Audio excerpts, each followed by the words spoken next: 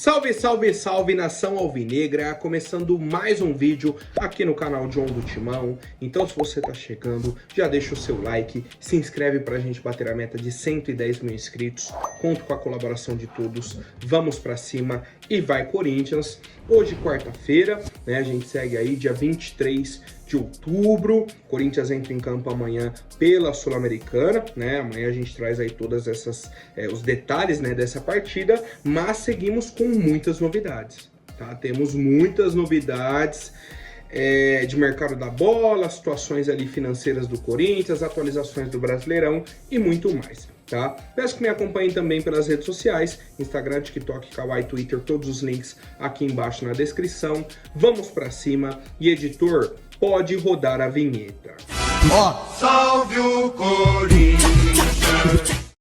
Família, hoje à tarde o John vai sortear o ingresso, tá, para o jogo de amanhã entre Corinthians e Racing para os membros do canal aqui, né, o canal John do Timão. Então, se você não faz parte do clube de membros, fica aí o convite, né, temos essas e outras vantagens aqui no canal, para quem é membro, tá? Então, pô, John, queria ir no jogo de amanhã, tal, tô sem ingresso, isso e aquilo, o John vai sortear um ingresso para você, né, o John comprou aqui.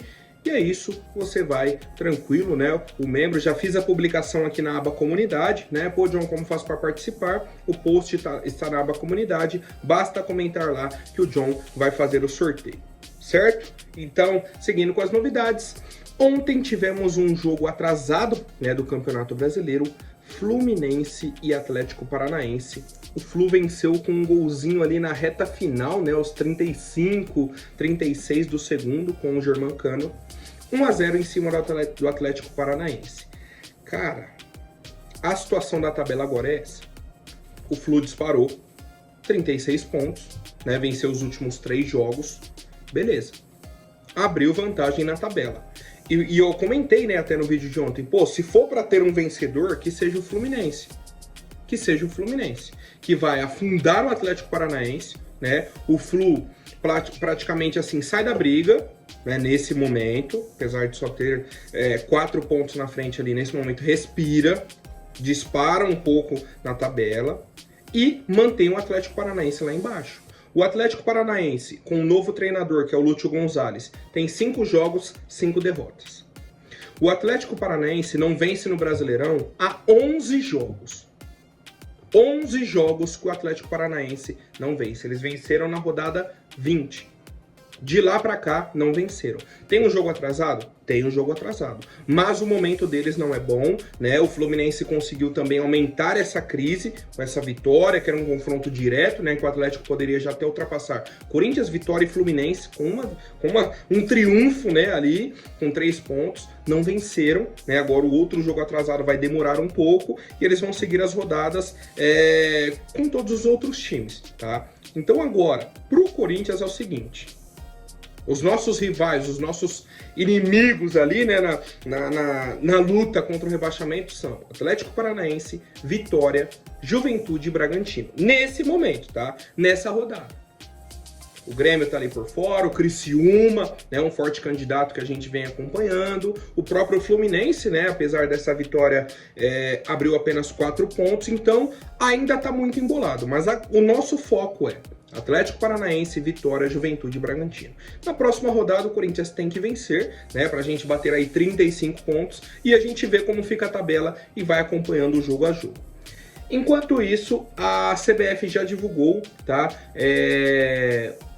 datas e horários dos jogos da rodada 32 e 33. Como já é de conhecimento de todos, uma verdadeira bagunça. Né, a rodada 32 começa dia 2 do 11 no sábado, e termina na quarta-feira, dia 6 do 11. Começa dia 2, termina dia 6. No sábado, termina na quarta. Um monte de jogo no sábado, jogo na segunda, jogo na terça, jogo na quarta. Né? O clássico Corinthians e Palmeiras acontece na segunda-feira, 8 horas da noite. Né? Então, derby paulista no Brasileirão, numa segunda noite. Aí a rodada acaba dia 6. Tem folga dia 7, né? Folga. Dia 8 na sexta já começa a 33ª rodada. jogos aí dia 8 e dia 9, e teremos um jogo aí a princípio no dia 13, que é Flamengo e Atlético Mineiro, que seria uma rodada atrasada, né?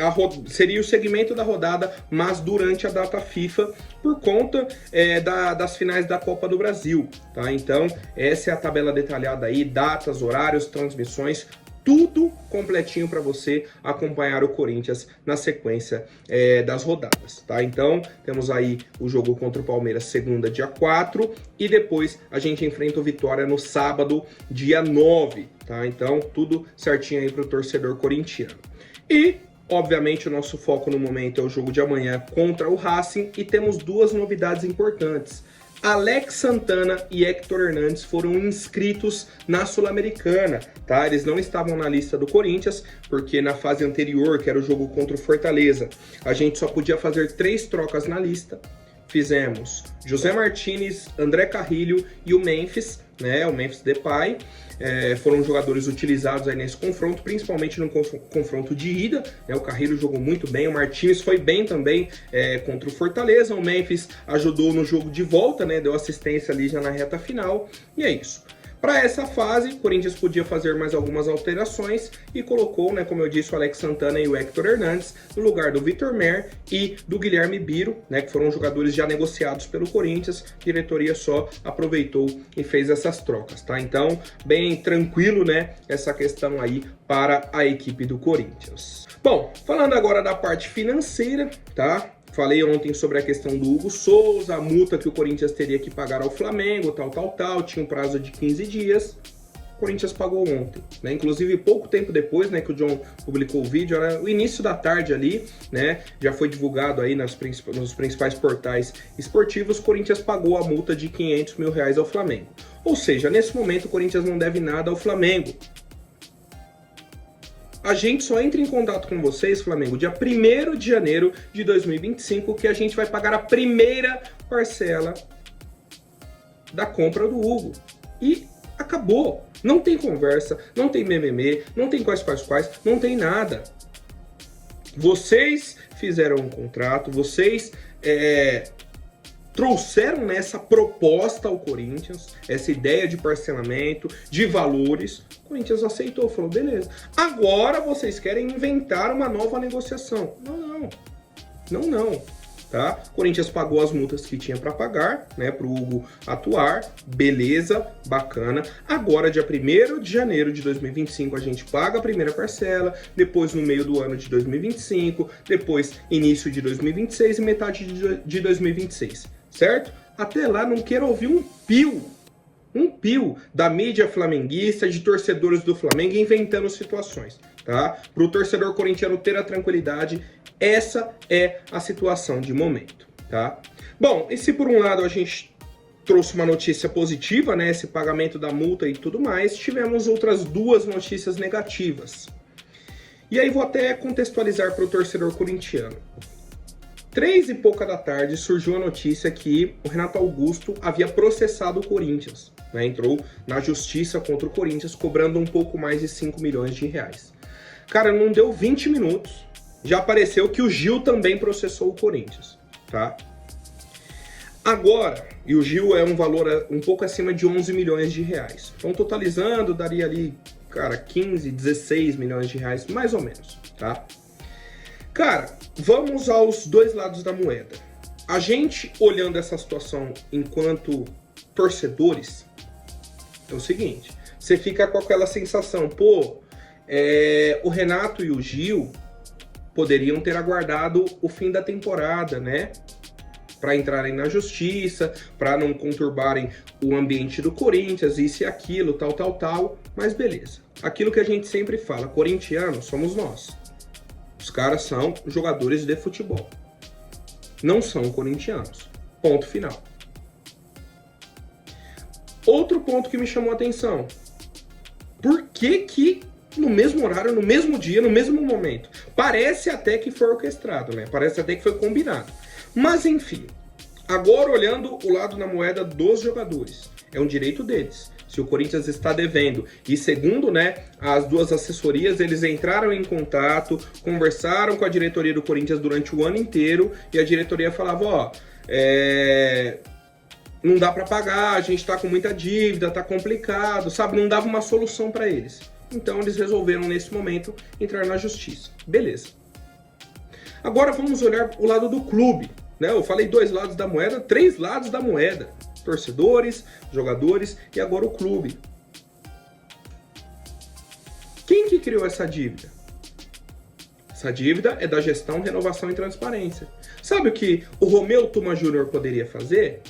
Quando aparecesse alguém desse movimento reconstrução no Corinthians, ah, mas eu queria ver essa situação aqui. Amigo, é o seguinte, acabou de chegar 2 dívidas aqui da gestão, renovação e transparência. Então vamos fazer o seguinte, enquanto vocês não resolverem esse problema, eu não quero ouvir um pio de vocês, tá? O mais correto era que nem tivesse, né? Que a gente nem tivesse pessoas da renovação e transparência na nossa gestão. Mas já que tem, né? A gente poderia tomar esse tipo de atitude. Mas a gente sabe, né? Na realidade, o que acontece? Que não é nada nem parecido com isso, né? Muito pelo contrário. Inclusive, parece que o pessoal da renovação e transparência tem prioridade dentro dos casos ali dentro do Corinthians. Mas é isso, tá? Então temos essas 2 dívidas aí, os 2 atletas entraram na justiça, o Corinthians obviamente vai tentar buscar um acordo, um financiamento e seguimos, tá? Seguimos aguardando uma definição sobre essa situação, tá? Bom, agora falando sobre o mercado da bola, primeira informação é sobre o Pedro Raul, tá? O Rafa Alcântara que trouxe essa informação ontem, que o Al Rayyan do Catar, né? Eu fui até pesquisar, eu falei, cara, esse nome não é estranho. É o time do Roger Guedes, né? O time que o Roger Guedes foi lá viver o sonho dele no Catar, tá? O Al Rayyan entrou em contato com o Corinthians para negociar o Pedro Raul. O Corinthians, obviamente, quer negociar o atleta. Qual que é a questão? A janela está fechada, tanto para o Corinthians quanto para o Al Rayyan, né? Aí no futebol do Catar. E a negociação seria no seguinte modelo, por empréstimo e com obrigatoriedade de compra, certo? Caso ele atinja algumas metas, isso e aquilo, o Al Rayyan também arcaria com 100% dos salários do atleta, a gente já teria esse respiro na folha, mas a gente ainda tem a dívida pelo Pedro Raul, né? Que foi um pagamento parcelado, isso e aquilo. Se ele bate as metas lá e a gente consegue vender, cara, estaria perfeito, perfeito, perfeito. Mas, como eu falei para vocês, a janela está fechada. Isso é uma conversa que está se iniciando para 2025. O Al Rayyan está muito interessado. O Corinthians mais interessado ainda em negociar o Pedro Raul, mas depende também do atleta, né? O Pedro Raul pode olhar e falar, ah, não quero ir para o futebol do Catar, posso pensar em outros mercados, são possibilidades para o fim do ano. Mas só de saber que a diretoria está pensando em negociar o Pedro Raul, já fico muito feliz, tá?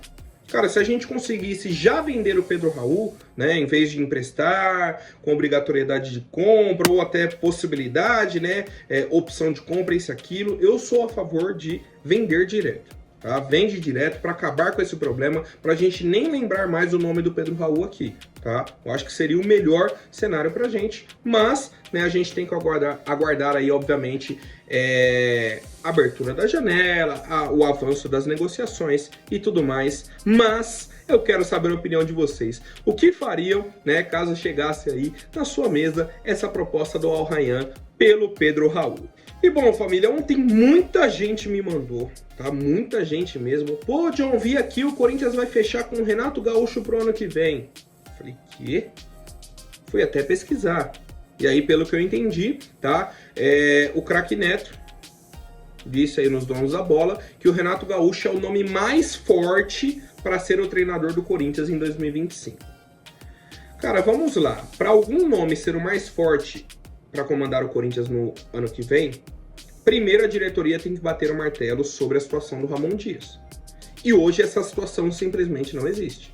Tá? Muito pelo contrário, o que existe é um apoio da diretoria ao trabalho do Ramon Dias. Ponto final. Já falei isso em outras oportunidades, vou trazer novamente. Se o Ramon Dias ganha a Sul-Americana e o Corinthians fica na Série A, Vocês acham que a diretoria vai chegar no fim do ano e vai falar, ó, Ramon, vou pagar a multa aqui, vou te demitir e vou atrás de outro treinador do mercado? É muito difícil, tá? Muito difícil. Obviamente que a gente está falando do cenário perfeito para a gente nessa reta final de temporada, né? Com um título importante e fugindo ali da zona do rebaixamento. Só que são os nossos objetivos, né? São os nossos objetivos. Então, assim, para ter um nome que seja mais forte para o ano que vem, primeiro a gente precisa de um posicionamento da diretoria que hoje não existe, tá? Hoje não existe. Pode ter alguém lá que faz parte da gestão, que gosta do Renato Gaúcho, isso e aquilo, ok. Cada pessoa tem um treinador, né, que ela gosta, ah, não, gostaria que fosse esse, ok. Mas hoje no Corinthians, o Corinthians não pensa em treinador para 2025, tá? Temos outras prioridades e prioridades urgentes, tá? Bem urgentes no Corinthians. Então, é isso que eu tenho para falar, tá? Sobre essa situação aí desse Renato Gaúcho, né, para o ano que vem. Acho que não é nem um debate para o momento, mas quero saber aí a opinião do torcedor, né, sobre essa possível notícia, sobre essa situação. Certo, família? Por hoje é isso. Amanhã eu volto com mais novidades sobre o nosso Coringão. Até mais, um forte abraço e vai Corinthians!